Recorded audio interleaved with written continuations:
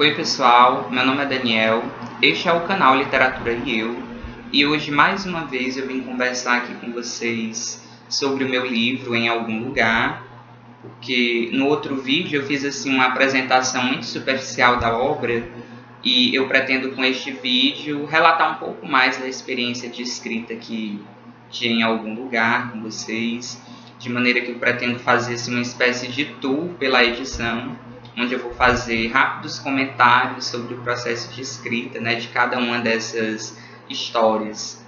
E essa coletânea, ela já abre aqui com entrada franca, que como eu já havia dito no outro vídeo, é uma espécie de convite, né?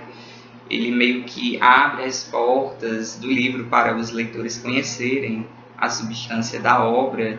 E a verdade é que eu escrevi Entrada Franca muito depois de já ter composto a maioria desses contos, e o objetivo de Entrada Franca é justamente tentar dar uma unidade, né, para uma possível coletânea, né, para a possível coletânea que seria Em Algum Lugar, né, que estava então em processo de formação. E esse artifício de dar uma unidade à coletânea é visível não só neste primeiro conto, como no último, como vocês verão ao final desse vídeo. E em seguida nós temos aqui Silenciosamente Trágico, que é um conto assim que foi produzido há muito tempo, né? Um dos contos mais antigos dessa coletânea.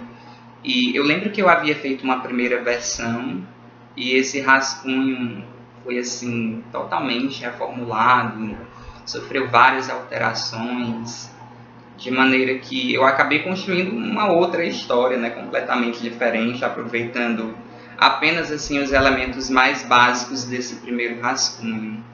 E esse conto Silenciosamente Trágico, ele conta a história de um anônimo, um homem que ele se sente justamente isso, ninguém. Ele se sente incomodado por não ser reconhecido pelas pessoas, né? Ele sofre a indiferença dos outros. E aí ele resolve um dia, né, fazer algo para chamar a atenção do mundo para si, né? E é algo que realmente vai chamar a atenção de muita gente.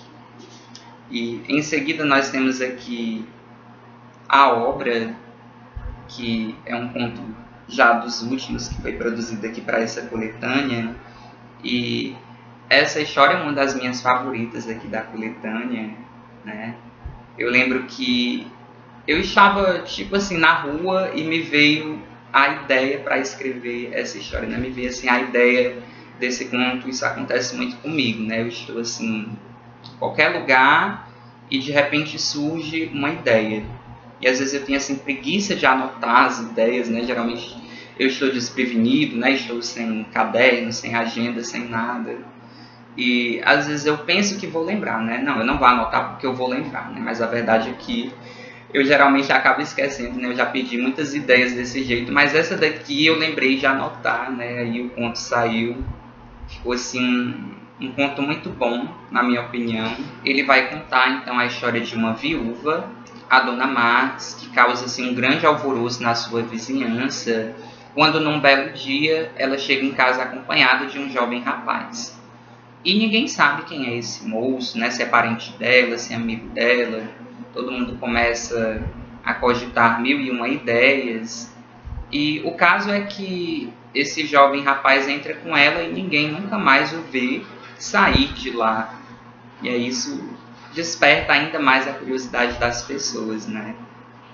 E a verdade é que Dona Marx deseja empreender uma grande obra, um projeto muito particular, muito íntimo, e ela deseja fazer isso em segredo, porque ela tem um plano, eu diria que muito excêntrico, que definitivamente as pessoas não compreenderiam, né? Então, como não a compreenderiam, né, não entenderiam suas intenções, ela prefere manter tudo em segredo. Eu gosto muito desse conto, né? Eu acho que é um dos melhores aqui dessa coletânea. Aí, Um Dia Apenas, que é uma das histórias mais antigas aqui desse livro, né? Eu fiz esse conto para um concurso literário, na época que eu era acadêmico do curso de letras, e esse conto ficou em 4º lugar na época. E é um dos que possui assim, uma escrita mais simples, eu diria, né, por ter sido um dos primeiros, mas que traz assim, uma história muito fofinha, muito bonitinha, né? Ele vai tratar dessa questão das crianças que sentem falta da atenção do pai, né, da figura paterna, porque tem um contato muito próximo com a mãe, mas que sentem falta do pai, porque o pai trabalha demais, porque o pai é muito ocupado, né? Disso que vai tratar Um Dia Apenas.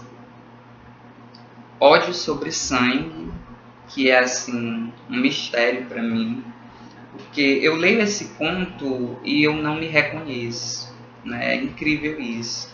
Eu não sei como foi que eu escrevi esse conto, eu nem lembro muito assim dos detalhes de quando eu estava escrevendo essa história, né? Eu sei que eu gosto muito dessa história, eu gosto muito desse conto, mas ele tem assim um estilo, né? Uma atmosfera que não se parece com o que eu costumo escrever, né? Ele é muito diferente, né, daquilo que eu costumo fazer. E, embora eu goste muito desse conto, a verdade é que quando eu leio eu não me reconheço, né? Eu acho muito estranho.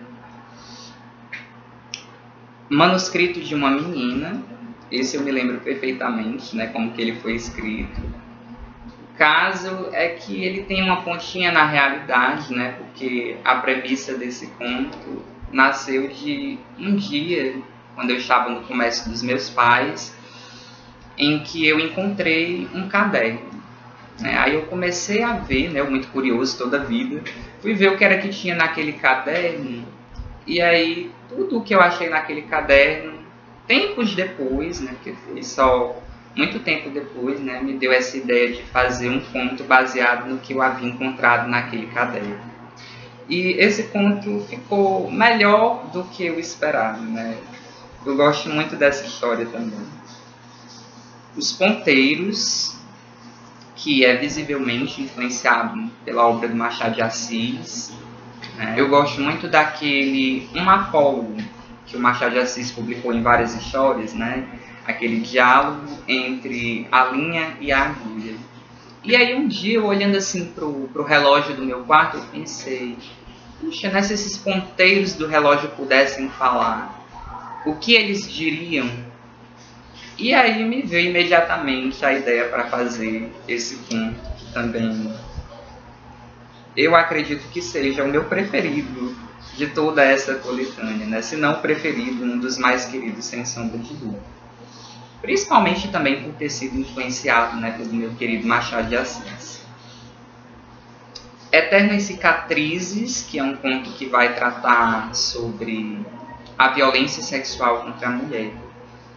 E, assim, violência é algo que choca muito as pessoas, né? Mas esse tipo de violência especificamente sempre mexeu muito comigo, né? Sempre me comoveu bastante, né? Os casos de estupro, né? Sempre que eu vejo falar num caso de estupro, eu fico muito comovido, né, com a situação da vítima, com a circunstância vivida pela pessoa. É algo assim que mexe muito comigo, né? Que me faz pensar bastante, né?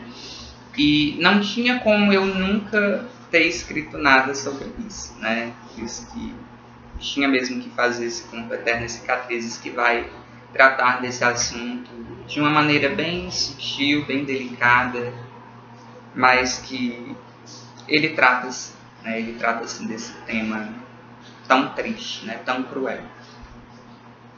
Da Janela do Ônibus, que é assim, um conto muito engraçado, muito divertido. É um conto mais leve, né? Aqui na coletânea, acho que vocês estão percebendo, eu costumo balancear, né? Quando tem um conto mais pesado, em seguida eu coloco algo assim mais leve, para dar uma descontraída. E por 5 anos eu precisava pegar um ônibus, né? Para ir para a faculdade. E um dia, olhando para a janela assim, do ônibus, né? Vendo assim, pela vidraça, eu tive a ideia para escrever esse conto. E ficou assim um resultado bem criativo, eu diria, né? Bem inusitado. Temos aqui também Conto Irracional, e a história desse conto é um tanto engraçada, assim, porque eu não sou muito chegado à ficção científica, né, a esse gênero de fantasia, e não sei o que foi que deu em mim, que de repente me veio, né, na época, que já tem muito tempo, a ideia desse conto que vai trazer a história de um homem que ele desperta num mundo que ele não sabe exatamente se é a Terra, e este mundo é totalmente dominado por macacos. Isso lembra alguma coisa a vocês? Pois é, né? Aparentemente eu meio que peguei aí algumas ideias do Planeta dos Macacos, só que o caso é que quando eu construí essa história, né, quando eu fiz esse conto, eu não sabia da existência desse livro, do filme, que também tem baseado nessa obra, né? Parece que é uma obra francesa. Eu até, por conta dessa coincidência, acabei adquirindo o livro no ano passado, na Black Friday. E eu pretendo muito conhecer essa história, assistir o filme, porque eu ainda não assisti, nem li o livro. E o caso é que, assim, não é que o meu conto ele seja exatamente, né, igual, idêntico ao que acontece no Planeta dos Macacos. Mas tem alguns elementos, né, que se encaixam perfeitamente, especialmente a ideia central do conto. E, assim, é algo, assim, tanto assustador, né? Talvez vocês nem acreditem, né? Pensem que é coisa da minha cabeça, que eu conhecia, que eu me esqueci, né? Que eu estou mentindo, mas não. Eu atesto a minha inocência, que nesse caso eu fiz até aqui uma nota de rodapé na abertura do conto, né? Justamente para dar essa explicação, né? De que foi mesmo uma coincidência, gente. Eu não conhecia e ainda nem conheço de fato, né? Um dia eu vendo, né, um dos booktubers falando do Planeta dos Macacos, aí eu associei imediatamente ao meu conto, e aí eu tive assim, uma grande surpresa. Eu até comentei no Facebook na época, né? Esquisito, né? Aí temos aqui também Nunca Mais Criança, né? Que é um conto muito fofinho. Eu lembro que quando eu fiz esse conto eu estava muito assim nostálgico, me lembrando da minha infância, né? Que foi assim um período muito feliz. Eu posso dizer que tive assim uma infância maravilhosa, e um certo dia me deu assim uma saudade tão grande daqueles tempos, né? E olhando para a infância dos dias de hoje, olhando para essas crianças, né, de atualmente, eu vejo que as coisas mudaram tanto, em tão pouco tempo, né? Porque eu nem sou assim tão velho.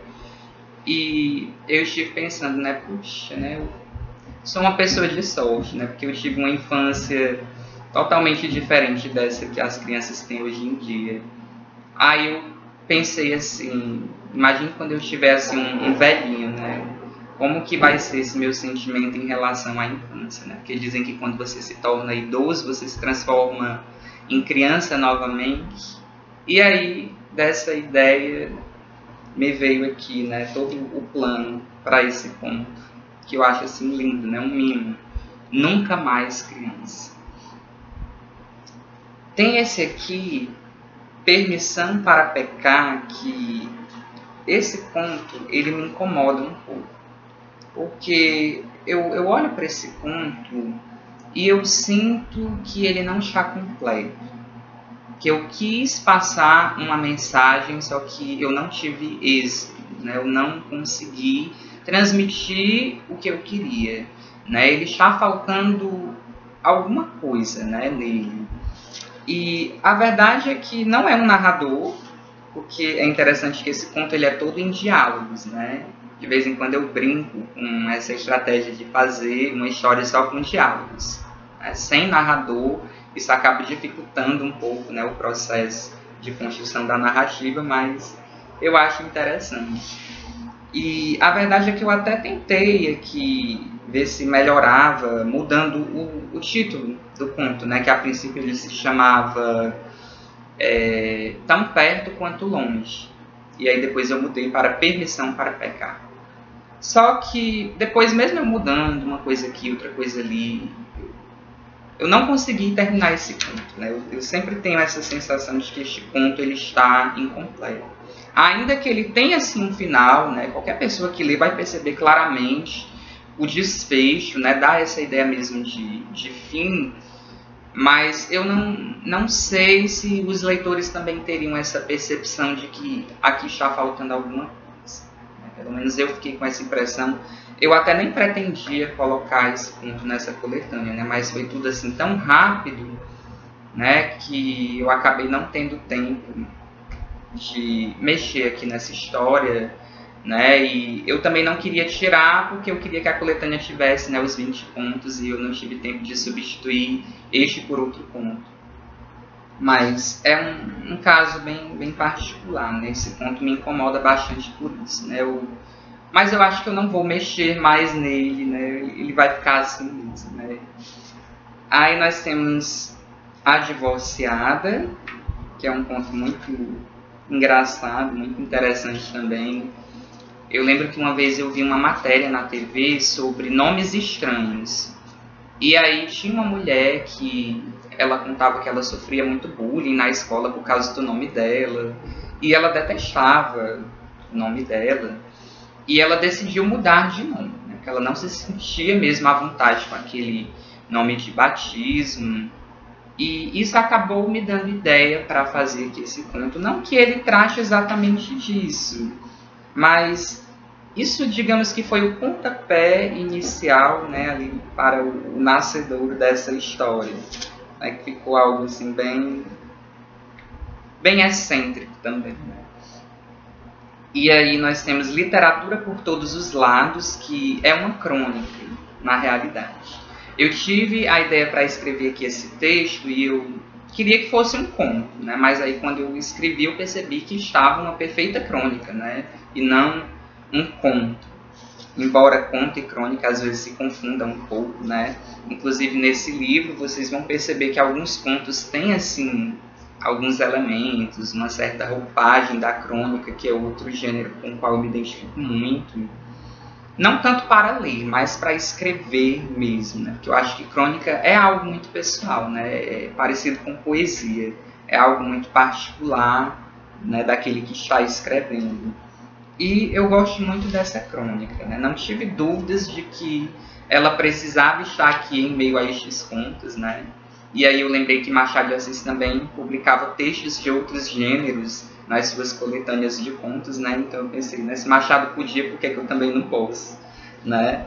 E é uma crônica que é uma homenagem ao meu amor pela literatura. É por isso que tem esse nome, Literatura por Todos os Lados, né? É uma homenagem aos livros, é uma homenagem à literatura nacional. É algo muito especial para mim esse texto. Tudo ao mesmo tempo. Esse conto aqui, ele nasceu de um dia que eu estava assim, sem fazer nada, sabe? Porque às vezes eu tenho esses momentos de ócio que eu gosto de ficar assim pensando, meditando, né, refletindo, devaneando. E de repente eu pensei, né, puxa, o que será que fulano de tal está fazendo agora, né? E aquele meu amigo que há muito tempo eu não vejo, o que será que aconteceu com ele? Né? E aquela minha outra colega, né? O que foi feito dela? O que será que ela está pensando nesse momento? O que é que ela vai fazer da vida dela? E aí eu pensei comigo uma coisa que me assustou muito, né? Isso de que todas aquelas pessoas estavam vivendo ao mesmo tempo que eu, sendo que não tem como eu saber o que se passa com elas, né? Não tem como eu dar uma definição do que está se passando naquele exato, né? Do que estava se passando naquele exato momento com elas. E isso assim me assustou um pouco, né? Essa ideia de que o mundo, né, a vida é isso, essa coisa tão imensurável, né, que só Deus mesmo é que sabe de todas as coisas. Mas quando a gente escreve, né, a gente acaba querendo dar uma de Deus. E foi por isso que eu tive a ideia de fazer esse conto tudo ao mesmo tempo, né, que também ficou uma história bem interessante. E Princesa Encantada é um conto que quando eu fiz, já foi assim no propósito de fazer algo diferente, né? Começando por esse título, né, que é tão incomum perto assim, de outras coisas que eu costumo escrever, né? Princesa Encantada. E esse conto ficou realmente muito diferente, né? Até a linguagem que eu utilizei. Eu quis ousar e meio que ficou um pouco exagerado, que eu acho esse conto assim, um pouco exagerado, mas eu ainda assim gosto dele. Eu achei que ficou engraçado. A ideia era que fosse assim, um conto humorístico, que tivesse assim, uma linguagem bem coloquial mesmo, que fugisse aquilo que eu costumo mesmo escrever, e eu acho que esse propósito eu consegui. Talvez não exatamente da forma que eu pretendesse, né? Mas eu queria algo diferente, né? Eu consegui fazer algo bem diferente. Aí tem esse aqui também, Antes do Azul Chegar. Eu gosto muito desse título. Esse aqui foi o primeiro conto que eu fiz dessa coletânea, né? O mais antigo. Eu fiz esse conto quando eu tinha apenas 15 anos. Quem lê vai perceber que ele possui mesmo assim, uma linguagem menos cuidada, mais simples, né? Que não está assim, tão bem trabalhado, porque eu gosto muito assim, de preservar as coisas que eu escrevo ao máximo, né? Da forma como elas foram concebidas. E a verdade é que mesmo esse conto sendo um tanto bobinho, que é um conto bobinho, eu tenho um carinho muito especial por ele, porque eu acho esse conto muito bonitinho. Eu acho ele assim, muito cor-de-rosa, muito 15 anos mesmo. E o engraçado é que aqui eu faço uso do mito da sereia, que foi sempre algo que chamou muito a minha atenção desde criança, que eu tenho muita curiosidade por isso de sereias, né? Sempre foi assim, um assunto que me fascinou, né? Assistia muito aqueles filmes sobre sereias, Splash, Uma Sereia em Minha Vida, essas coisas. E a maneira como eu coloquei o mito da sereia aqui, eu achei que foi uma maneira muito sutil, né? Então, embora seja um conto que não tenha uma forma tão bem trabalhada, mas ele tem uma ideia muito bonita, né? Muito interessante também, eu diria. E eu não podia deixar esse conto de fora dessa coletânea, né? Porque eu sempre guardei esse conto com muito cuidado, com muito carinho, né? Eu preservei até agora, né? Então eu tinha que compartilhar esse momento, né, da minha vida com os meus leitores também. Aí nós temos União Instável, que é mais um conto em que eu utilizo aquele recurso de prescindir do narrador, né? Aqui eu só utilizo os diálogos dos personagens. E o que é que esse conto traz? Ele traz a discussão de um casal. E o meu maior desafio aqui na construção desse conto não foi prescindir do narrador, e sim não me colocar do lado nem do homem, nem do lado da mulher. De maneira que eu tinha que construir argumentos convincentes tanto para um, né, como para o outro. E isso foi tão divertido, né? Eu lembro que fazer esse conto foi assim um desafio, foi assim um jogo, né? Um jogo de argumentos. E eu acho que foi justamente isso que tornou a história mais interessante, né? Tanto que toda vez que eu leio esse conto, eu acho que ele tem assim um ritmo bem especial que ficou assim muito bom, né? O que eu não consegui com Permissão para Pecar, eu consegui nesse conto, né? Porque aqui não falta nada. Eu percebo que ele está 100% completo, né? Ele está muito bom mesmo, né? Eu fiquei muito satisfeito com o resultado desse conto. Onde está a felicidade? Isso aqui é um conto alegórico, né? Onde você tem o homem, mas você também tem a personificação da angústia, da felicidade, do sofrimento, da morte. É um conto visivelmente reflexivo, né? Um conto em que eu proponho essa reflexão de que para você experimentar a felicidade, você precisa deixar certas coisas para trás, né? Às vezes a gente precisa abrir mão de algumas coisas para conseguir algo que é mais importante para a gente.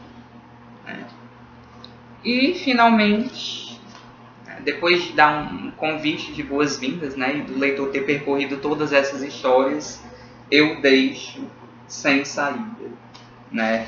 Esse ponto final é o ponto em que, mais uma vez, eu emprego o artifício começado lá no Entrada Franca, né? O retorno a esse primeiro ponto do livro para encerrar a coletânea, né? Encerrar essa noção também de unidade. E como eu já havia dito no outro vídeo, esse ponto também tem essa intenção de dizer ao leitor que, mesmo terminando de ler essa obra, eu espero que a obra continue com ele, eu espero que ele continue lembrando de pelo menos uma, dentre tantas histórias, né, que pelo menos uma tenha marcado, que uma fique na lembrança mesmo, que ele não saia, né, ileso aqui desse livro, mas que essa obra permaneça com ele, pelo menos por mais algum tempo, que cause algum impacto. E que seja uma lembrança agradável também. Pois então, eu espero que vocês tenham gostado, né, desse momento em que eu compartilhei essa experiência maravilhosa que foi escrever em algum lugar. E eu só devo dizer para vocês que escrever contos, para mim, foi assim, uma experiência realmente enriquecedora, maravilhosa, foi muito divertido, foi muito prazeroso, foi incrível.